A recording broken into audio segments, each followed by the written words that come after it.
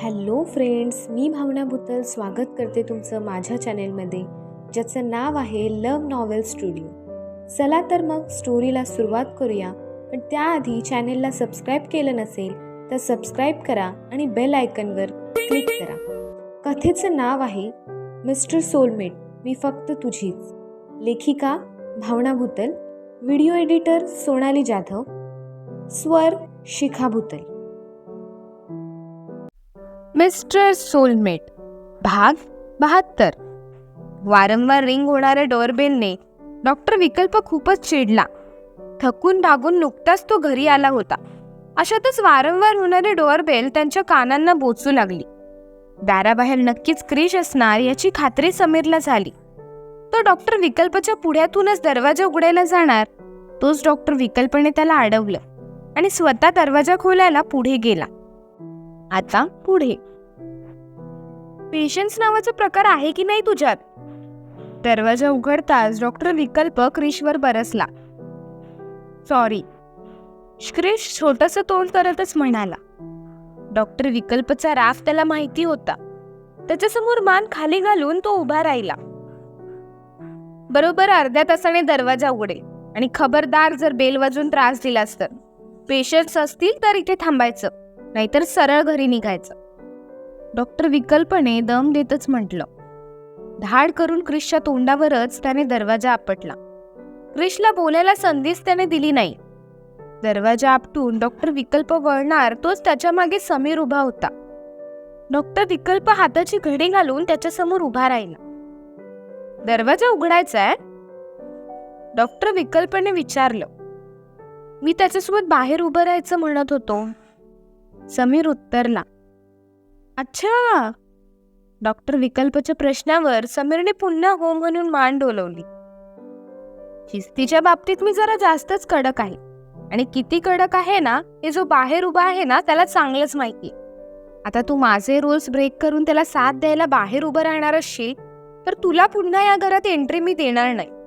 अविरा की क्रिश, या प्रश्नाचं उत्तर शोधायला मी तुला 10 सेकंद देतोय. अँड युअर टाइम स्टार्ट नाव. असं म्हणत डॉक्टर विकल्पने मनगटावरील घड्याळात डोकावून पाहिलं. तुम्ही काहून माझा ब्रेक ऑफ करून राहिले? रडवा चेहरा करतच डॉक्टर विकल्प समोर दोन्ही हात जोडतच समीरने म्हटलं, तुझा सुरू होणारा संसार नीट करतोय मी. पुढे जाऊन जास्तच पिडत बसेल तो तुला. थोडं खडूसपणा पण दाखवावा समोरच्याला. आपल्यावर जीवापाड प्रेम करणारी व्यक्ती अशा छोट्या मोठ्या कारणाने सोडून नाही जात आपल्याला, एवढं लक्षात ठेव. चुकीच्या गोष्टीचं समर्थन अजिबात करायचं नाही. तुला घराबाहेर जायचंय की नाही जायचंय हे तूच ठरव आता, आणि जर जायचंच ठरवलंस तर गुड बाय. एवढं बोलून डॉक्टर विकल्प हॉलमधल्या सोफ्यावर येऊन बसला. अविरा त्याच्या बाजूच सोफ्यावर बसली होती. स्वतःचे दोन्ही पाय तिने सोफ्यावर घेत त्याच्या बाजूने हाताचा विळखा तिने घातला. डावा गाल गुडघ्यावर टेकवत स्वतःच्याच विचारात मग्न झाली होती. तिचं असं शांत बसणं डॉक्टर विकल्पला थोडंसं विचित्र वाटलं. तो तिला काही विचारणार त्याआधीच समीर तिच्या बाजूला जाऊन बसला. निरागस चेहरा करतच तो डॉक्टर विकल्पकडे बघत होता. ही अशी शांत शांत का बसलीये? डॉक्टर विकल्पने त्याला प्रश्न केला. तिला जास्तच शांत राहू दे. जे हात आज जरा जास्तच शिवशिवून राहिलेत. स्वतःचा दंड चोळतच समीर म्हणाला. समीर जास्तच त्रास देत होता म्हणून अविराने त्याच्यावर पण हात चालवून त्याला शांत केलं होतं. टिपोळ्यावर ठेवलेलं पाण्याने भरलेलं ग्लास उचलतच डॉक्टर विकल्पने ओठांवर टेकवलं. क्षणभरातच त्याने ग्लास रिकामी केलं आणि पुन्हा जागेवर ठेवून दिलं. तुम्हाला त्यांनी कॉल केला काय? अविराने घाबरतच डॉक्टर विकल्पला विचारलं. दोन्ही पाय सोफ्यावरून खाली सोडत ती डॉक्टर विकल्प समोर सरळ होऊन बसली. दिवसभरात भरपूर जणांनी कॉल केलेले. आता तुझावाला त्यांनी त्यातला कोणता ते मला नाही माहिती, डॉक्टर विकल्पने मस्तीतच म्हटलं. ती युगबद्दल बोलून राहिली ना? समीर मध्येच म्हणाला. युग?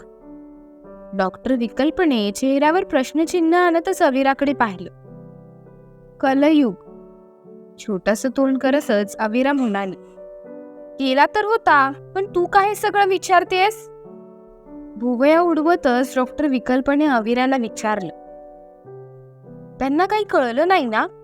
म्हणजे ते माझ्यावर रागवलेत असं काही बोलले नाही ना तुम्हाला? भीतीने अविराची तारांबळ उडाली होती. तिच्या चेहऱ्यावरील भाव बघता डॉक्टर विकल्प नीट होऊन बसला. तो का रागवणार तुझ्यावर? डॉक्टर विकल्पने प्रश्न केला. त्याच्या खास मित्राच्या भावाच्या कानाखाली ठेवून आली ना ती, ते बी त्याच्याच रेस्टॉरंटमध्ये. ते कमी म्हणून त्याच्या खास मित्राबद्दल पण नको ते बोलून आली ना ती. समीर कोड्यातच म्हणाला, मला समजेल असं बोललास तर बरं होईल. सलग 17 ऑपरेशन करून मी आलोय, त्यामुळे माझा मेंदू पूर्णपणे थकलाय. डॉक्टर विकल्प म्हणाला. 17 ऑपरेशन? समीरने डोळे मोठे ठेवतच डॉक्टर विकल्पला विचारलं. डॉक्टर विकल्पने हो म्हणून मान डोलवली. समीरने अविराने केलेला पराक्रम डॉक्टर विकल्पला सांगितला. डॉक्टर विकल्पच्या डोळ्यात एक वेगळीच चमक आली. क्या बात है अविरा! डॉक्टर विकल्प टाळ्या वाजवतच अविराचे कौतुक करू लागला. त्यांना कळलं नाही ना हे? अविराने थोडं घाबरतच विचारलं. त्यांना म्हणजे तुझा कलियुगला का? डॉक्टर विकल्पने मस्तीतच तिला विचारलं तसं अविराने हो म्हणून मान डोलवली. त्याला जरी कळलं असेल तर त्यात एवढं घाबरण्यासारखं काय आहे? डॉक्टर विकल्पच्या प्रश्नावर अविरा मान खाली घालून बसली. रेस्टॉरंटमध्ये जे काही घडतं ते सगळंच त्यांना समजतं ना. मला वाटतं त्यांना हे सुद्धा समजलं असणार, म्हणून त्यांचा एक सुद्धा कॉल नाही आलाय मला. ते रागवले असणार माझ्यावर. त्यांना अजून आमच्या अबॉर्शनबद्दल माहिती नव्हतं. मी नको त्या लोकांवर विश्वास ठेवून आमचं बाळ गमावलं हे कळल्यावर त्यांना माझा राग येणं साहजिकच आहे. त्यात मी रेस्टॉरंटमध्ये त्यांच्या मित्राबद्दल सुद्धा हवं नको ते बोललीये. मग तर थोडा जास्तच राग आला असणार त्यांना. मला तर त्यांना फोन करायची हिंमत पण होत नाहीये. त्यात हा सम्या मला त्रास देतोय. डॉक्टर विकल्पकडे समीरची तक्रार करतच अविरा मुसूमुसू रडू लागली. तुझ्या डोळ्याचं लेसिक झालंय. जास्त पाणी डोळ्यातून काढलंस तर डोळे कायमचे गमावू शकतेस. अविराने शांत बसावं म्हणून डॉक्टर विकल्प गंभीरपणेच म्हणाला. अवे, जर तू दृष्टीहीन झाली मग डोळ्यांना रिबीन वगैरे लावायची गरज नाही. मी सांगितलेल्या पिक्चरची नावं आहे ना लक्षात? समीरने पुन्हा अविराला त्रास देत म्हटलं. तू का त्रास देतोयस तिला? तिने अजून रडून तिचे डोळे कायमचे जावे असं वाटतंय का तुला? समीरला दम देतच डॉक्टर विकल्पने विचारलं. मेडिकल स्टुडंटला काऊन घाबरवून राहिले तुम्ही? समीरने हसतच डॉक्टर विकल्पला विचारलं. ओ, मेडिकल स्टुडंट आहेस तर तू? डॉक्टर विकल्पने समीरला प्रश्न केला तसं समीरने हो म्हणून मान डोलवली. ते खोटं बोलतायत ना? डोळे वगैरे नाही ना जात? अविराने समीरला विचारलं. जातात, म्हणून तर तुला रडू नको म्हणून बोलतोय. समीर उत्तरला. अर्धा तास झाला असेल ना? डॉक्टर विकल्पने समीरला विचारलं. जास्तच झाला असेल. दुपारपासून रडणं सुरूच आहे हिचं. समीर उत्तरला. मी हिच्याबद्दल नाही बोलत आहे. दाराबाहेर क्रिश उभा आहे ना त्याच्याबद्दल बोलतोय मी. डॉक्टर विकल्पने असं म्हणताच समीर ताड करून बेडवरून उठून उभा राहिला. उघडू ना दरवाजा? समीरने खुश होतच विचारलं. डॉक्टर विकल्पने ओठांवर स्मित आणतच हो म्हणून मान डोलवली. समीर पळतच जाऊन दरवाजाच्या दिशेने जाऊ लागला. बरं ऐक, डॉक्टर विकल्पने आवाज देतच त्याला अडवले. काय? समीरने विचारलं. थोडी हिंसक प्रवृत्ती त्याच्यात निर्माण झाली असेल, पण चुकीच्या गोष्टीचं समर्थन करायचं नाही. सरळ ब्रेकअपची धमकी दे, मग बरोबर लाईनीवर येईल तो. डॉक्टर विकल्पकडून मोलाचे उपदेश मिळतात समीरने जाऊन दरवाजा उघडला. डॉक्टर विकल्पच्या दारातच मांडी घालून क्रिश बसला होता. तू असं जमिनीवर मांडी घालून काऊन बसला बे? समीरने विचारलं. स्वतःची पॅन्ट झटकतच क्रिश जमिनीवरचा उठला आणि त्याने रागातच समीरची मानगुटी धरली. माझ्यासाठी बाहेर नाही येऊ शकत काय तू? क्रिशने रागातच समीरला विचारलं. मी बाहेर येणारच होतो, पण ते डॉक्टर ओरडून राहिले ना मला. क्रिशला शांत करतच समीर म्हणाला, तरी पण तू आत का थांबून राहिला? माझ्या जागी तू असतास ना तर तुझ्यासाठी मी लगेच बाहेर आलो असतो. समीरची मानगुटी अजून जोरात आवळतच क्रिश म्हणाला, तू छोट्या छोट्या गोष्टींनी भांडत राहिला तर मी ब्रेकअप करेन. तुझं हट्टीपणा मला सहन नाही होत आता. I started to hating you. Sameer थोडं रागातच म्हणाला. क्रिशने आवळलेल्या मानेमुळे त्याच्या तोंडून शब्दच फुटत नव्हते. समीर डायरेक्ट ब्रेकअप बद्दल बोलतोय हे ऐकून क्रिशने समीरची मानगुटी सोडली. काय बोललास तू? परत बोल.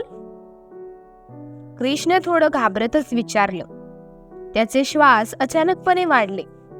क्रिशचे वाढलेले श्वास बघता त्याला पुन्हा त्रास होऊ शकतो असं समीरला वाटलं. सारखं सारखं बेल वाजवण्याची गरज काय होती? समीरने विचारलं. सवय आहे मला तशी, तुला पण माहिती आहे ना. त्यात मी वीक ब्रोच्या घराबाहेर आहे हे विसरलो होतो. पण ते सगळं सोड, तू आता मला काय बोललास ते सांग. समीरला मूळ विषयावर आणतच क्रिश म्हणाला, तू वेड्यासारखं वागतोस मग मला कधी कधी तसं वाटू लागतं. क्रिशपासून स्वतःची नजर लपवतच समीर म्हणाला, मला तर तुझ्याबद्दल असं कधी वाटलं नाही. तुला का असं वाटू लागलंय? तुला कोणी दुसरं भेटलंय का? क्रिशने थोडं घाबरतच विचारलं. तू डोक्यावर पडून राहिला का बे? हिरा सोबत असताना मी सोनं चांदी पण का जवळ करेल? क्रिशला समजवतच समीर म्हणाला, ब्रेकअप करायचं तर बोलला ना तू. क्रिश पुन्हा त्याच विषयावर अडकून होता. समीर पासून लांब राहण्याचा विचार सुद्धा तो करू शकत नव्हता. तू थोडं शहाण्यासारखं वागावं आणि तुला कोणी पनिशमेंट दिलेली मला नाही आवडत म्हणून मी बोललो. आता जास्त डोकं नको लावूस, मी आत चल. सगळे वाट बघतायत तुझी. क्रिशचा हात धरतच समीर त्याला आत घेऊन आला. आलास का लाईनवर? डॉक्टर विकल्पने ओठांवर स्मित आणतच क्रिशला विचारलं. क्रिश गाल फुकवून डॉक्टर विकल्पच्या समोर जाऊन बसला. अंगदचा एकच भाऊ खूप निर्मळ वाटायचा मला, जो मनाने एकदम स्वच्छंदी, मनमिळाऊ आणि सच्चा आहे, आणि तो म्हणजे क्रिश. पण बचपना अंगात अगदी ठासून भरलाय त्याचा, म्हणून त्याच्यात असणाऱ्या इतर क्वालिटीवर पाणी फेरून टाकतो. क्रिशचं कौतुक करतच म्हणाला, उगाच माझं खोटं कौतुक नको करूस. क्रिश थोडं रागातच म्हणाला, खोटं कौतुक नाही करत ते, मला पण तू तसाच वाटतोस. अविरा म्हणाली, म्हणून मला अर्धा तास बाहेर उभं ठेवलं ना तुम्ही लोकांनी? असं म्हणत क्रिश मान खाली घालून बसला. चूक केली मग शिक्षा व्हायलाच हवी ना. आणि ते सगळं सोड, तू आज माझ्या घरी कसं काही येणं केलं? डॉक्टर विकल्पने प्रश्न केला. मला युगब्रो सोबत बोलायचंय. अंगदचा राग तो माझ्यावर काढतोय. माझा कॉल नाही उचलत आहे तो. अविरा, तू त्याला तुझ्या मोबाईलवरून कॉल लाव आणि मला दे. मला खूप राग आलाय त्याचा. क्रिश रागातच बोलत होता. नक्की काय झालंय? अविराने विचारलं. आधी फोन लाव मग सांगतो, क्रिश म्हणाला. क्रिशचा हट्ट म्हणून अविराने युगला फोन लावला. क्रिशला तर संयमच नव्हता. त्याने अविराच्या हातून मोबाईल काढून घेतला आणि स्वतःच्या कानावर धरला. क्रिशचं वागणं बघून समीरने स्वतःच्या डोक्यावरच हात मारून घेतला. डॉक्टर विकल्पने तर आता त्याला काही बोलायचंच नाही असं ठरवलं. युगब्रो फोनच नाही उचलत आहे. क्रिश नाराज होतच म्हणाला, फोन उचलत नाही? डॉक्टर विकल्पने गंभीर होतच म्हटलं आणि स्वतःच्या मोबाईलवरून युगला फोन फिरवला. मोबाईल खूप वेळ रिंग होत होता, पण युगने त्याचा सुद्धा फोन उचलला नाही. युग तर ठीक असेल ना? कळेलच पुढील भागात. पुढील भाग बहुतेक आजच येईल, पण डिपेंड ऑन युअर कमेंट्स. धन्यवाद.